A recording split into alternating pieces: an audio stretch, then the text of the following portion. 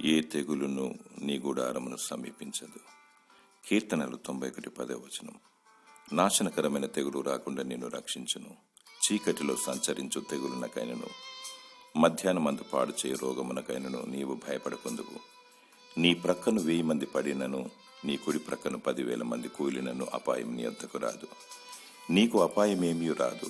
ఏ తెగులు నీ గుడారమును సమీపించదు. భయపడకుము, దిగులు పడకుము. నిన్ను కాపాడువాడు కునుకడు, నిద్రపోడు.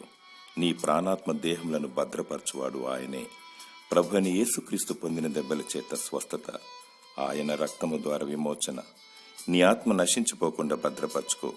ఎత్తబడుటకు, 1000 ఏళ్ల రాజ్యంలో ఉండుటకు, పరలోకంలో నిత్య రాజ్యంలో నిత్య జీవము కలిగి ఉండుటకు ప్రయాసపడుము. దేవుడు నీకును నీ ఇంటి వారికి నీ కంచె వేసి కాపాడునుగాక. ఆమేన్.